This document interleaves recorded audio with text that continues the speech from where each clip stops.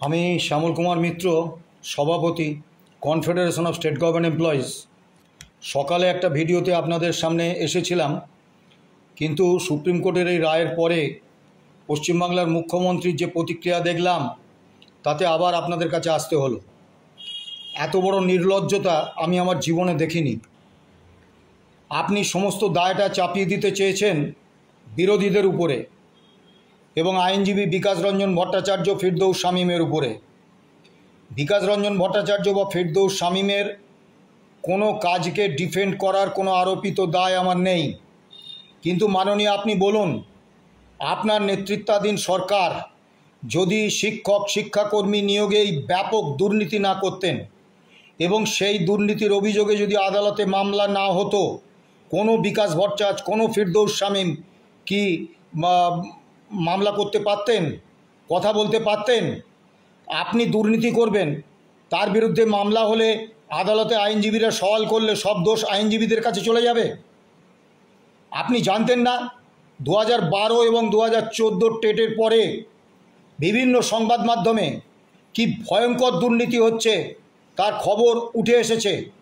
এমনকি একটা string operation আপনাদের ওই তৃণমূল ভবন থেকে হয়েছে, যেটাও টিভিতে সকলে দেখেছেন।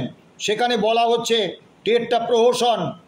বিভিন্ন বিধানসভা ভিত্তিক যে তালিকা তৃণমূলের বিধায়করা পাঠিয়েছেন, যেখানে বিধায়ক নেই তৃণমূলের, সেখানে দলের নেতারা পাঠিয়েছেন, সেই তালিকা অনুসারে প্রাথমিকের টেটের তথাকথিত মেধা তালিকা তৈরি হচ্ছে এবং সেই তালিকা থেকে চাকরি দেওয়া হবে। আপনি জানতেন না? কোনো ব্যবস্থা নিয়েছেন?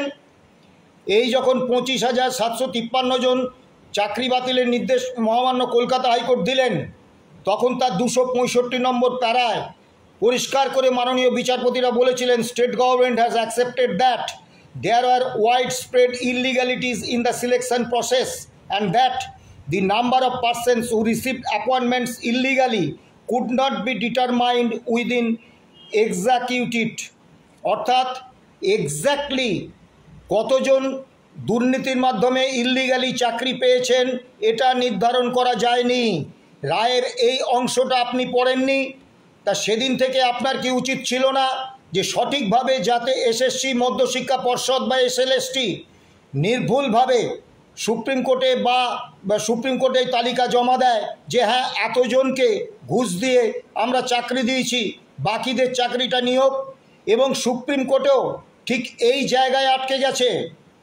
না এসএসসি, না মধ্যশিক্ষা পর্ষদ, না সিবিআই কেউ সঠিকভাবে এই তথ্যটা দিতে পারেননি।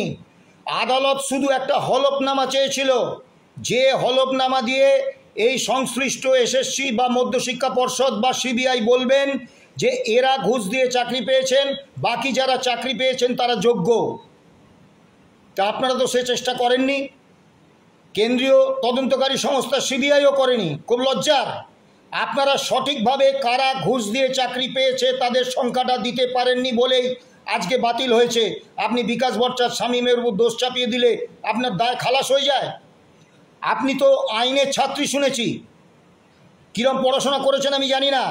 তা আপনি 2025 সালের 10ই ফেব্রুয়ারি এই সাম্প্রতিককালের ঘটনা, যখন ঝাড়খণ্ডে গ্রুপ ডি নিয়োগ দুর্নীতি মামলায় সুপ্রিম কোর্ট পুরো প্যানেল বাতিলের নির্দেশ দিলেন, তখন আপনি কি বসে বসে ঘুমোচ্ছিলেন? আপনি জানতেন না ঝাড়খণ্ডের ক্ষেত্রে সুপ্রিম কোর্ট যে রায় দিয়েছে সমস্ত প্যানেল বাতিল করার, পশ্চিমবাংলার এই এসএসসি নিয়োগের ক্ষেত্রেও সেটা হতে চলেছে? আপনি জানতেন না?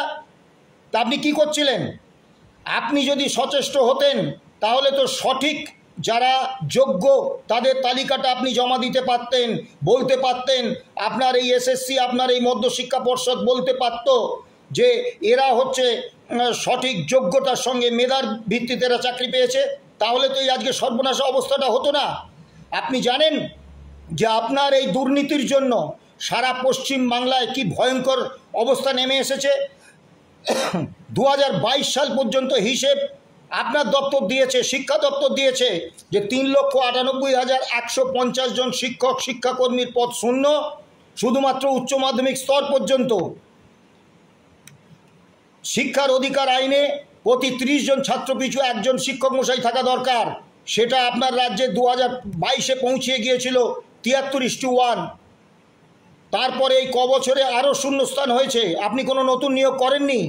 আজকে তো স্কুলগুলো চালানোই যাচ্ছে না, তারপরে এই 26,000 শিক্ষকের চাকরি বাতিল হলো, স্কুলগুলো চলবে কি করে, পড়াশোনা হবে কি করে? আপনি জানতেন না?